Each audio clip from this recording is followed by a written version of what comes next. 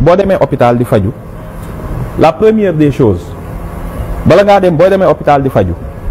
doo dem mukk pharmacie jënd garab te docteur bi deful diagnostic ba pare doo indaale ay garab parce que xamoo loola dal xamoo lu lay metti ak lu koy faj boo njëkkee ca pharmacie ba dem jëndi garab soo nga gis docteur bi c'est ce qu'on nous demande ay vœux pieux mooy lan c'est déjà faire un bon diagnostic te je pense que loolu le gouvernement l'a réussi def un très bon diagnostic ñoom li ñuy wax ni yëpp ci souveraineté premier ministre ñaata yoon la annoncé la prochaine loi sur la souveraineté économique du pays ñun sunu identité le gouvernement bi li mu wax contrairement au régime bi fi jóge dafa bâtir l'économie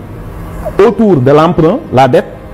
des infrastructures confiées à des multinationales étrangères c'est ça le modèle moom lañ gis naan président mu ngi liggéey bàyyi na fi bilan ba ñu demee ba xool bilan bi ak ñaata la ñuy fay ku nekk ci ñun je pense que suñu xamoon lan la ñu bilan bi coûté bu ko bëggoon a teg dinañ ñu ko déedéet sur des choix yoo xam ne moo ko def que ce soit le TER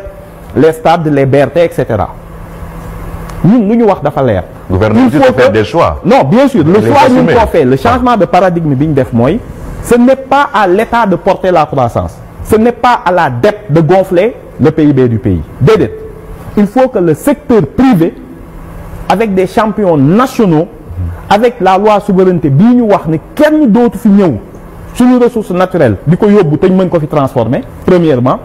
deuxièmement bu ñu ko mënul transformer ku fi ñëw di nga signer ak ay ñun transfert de technologie ak yenn métiers yi wax nañ ko fi par exemple bu ñu joxee les Chinois l'autoroute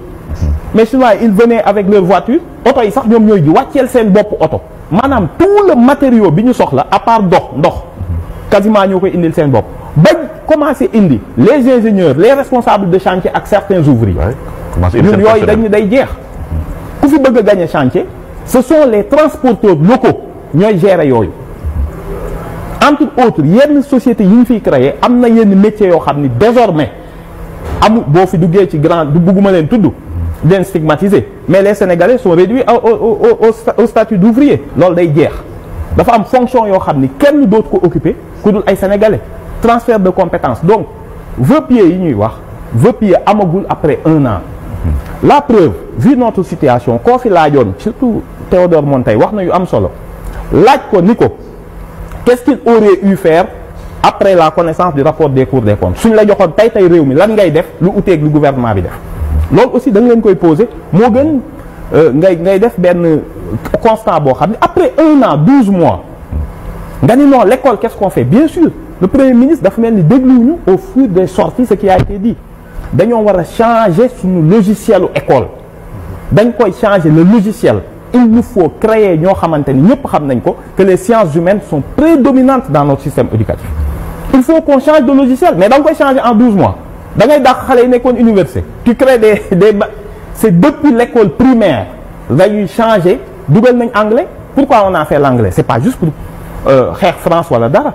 pourquoi ñu dugal anglais ci enseignement bi parce que la connaissance anglais ñoom ñoo koy c'est toute la littérature scientifique est de langue anglaise defuñu ko par coquetterie wala pour juste benn souveraineté booy proclamer comme ça à fleur de peau le diagnostic est très important nit mënu la faj mukk te deful un diagnostic une fois qu'on aura fait ce diagnostic wax nañ wala jeexagul diagnostic bi non diagnostic wala ça va prendre tout le mandat non pas du tout on l'a dit on lance les coopératives agricoles mais amu fi woon c'était des superficies yuy nelaw est-ce que ñun dañuy reprendre le modèle Prodac non boo demee hôpital di faju la première des choses bala ngaa dem boo demee hôpital di faju doo dem mukk pharmacie jënd garab te docteur bi deful diagnostic ba pare doo indaale ay garab parce que xamoo loola dal xamoo lu lay metti ak lu koy faj boo njëkkee ca pharmacie ba dem jëndi garab soo nga gis docteur bi c'est ce qu'on nous demande ay vœux pieux mooy lan c'est déjà faire un bon diagnostic te je pense que loolu le gouvernement l'a réussi def un très bon diagnostic ñoom li ñuy wax ni yëpp ci souveraineté premier ministre ñaata yoon la annoncé la prochaine loi sur la souveraineté économique du pays ñun sunu identité le gouvernement bi li mu wax contrairement au régime bi fi jóge dafa bâtir l'économie autour de l'emprunt la dette des infrastructures confiées à des multinationales étrangères c'est ça le modèle moom lañ gis naan président mu ngi liggéey bàyyi na fi bilan ba ñu demee ba xool bilan bi ak ñaata la ñuy fay ku nekk ci ñun je pense que suñu xamoon lan la ñu bilan bi coûté bu ko bëggoon a teg dinañ ñu ko déedéet sur des choix yoo xam ne moo ko def que ce soit le TER les stades les BRT et cetera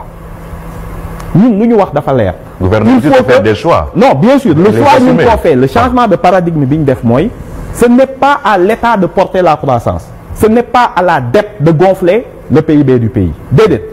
il faut que le secteur privé avec des champions nationaux avec la loi souveraineté bii ñu wax ne kenn dootu fi ñëw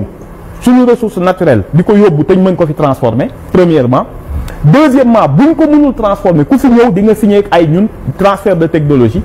ak yenn métiers yi wax nañ ko fi par exemple bu ñu joxee les Chinois l'autoroute mais Chinois ils venaient avec leur voiture oto yi sax ñoom ñooy ji wàcceel seen bopp oto maanaam tout le matériau bi ñu soxla à part ndox quasiment ñoo koy indil seen bopp bañ commencé indi les ingénieurs les responsables de chantier ak certains ouvriers ñun yooyu dañu day jeex ku fi bëgg a gagner chantier ce sont les transporteurs locaux ñooy gérer yooyu entre autres yenn sociétés yi ñu fiy créer am na yenn métiers yoo xam ni désormais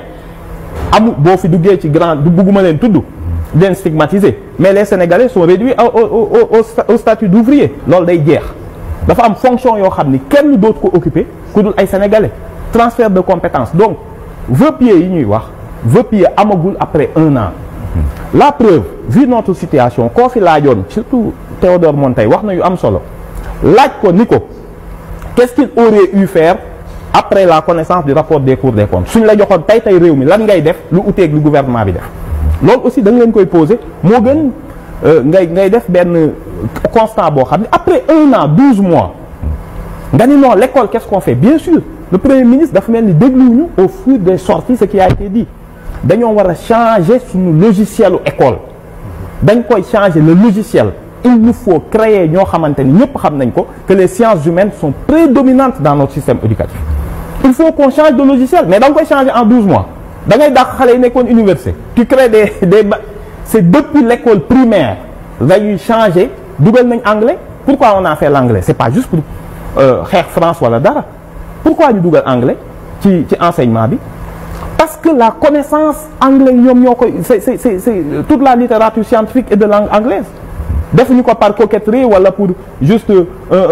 benn souveraineté booy proclamer comme ça à fleur de peau le diagnostic est très important nit bu ñu la faj mukk te deful un diagnostic une fois qu'on aura fait ce diagnostic wax nañ na wala jeexagul diagnostic bi non diagnostic ça va prendre tout le mandat non pas du tout on l'a dit on lance les coopératives agricoles mais amu fi woon c'était des superficies yuy nelaw est-ce que ñun dañu ne dañuy reprendre le modèle Prodac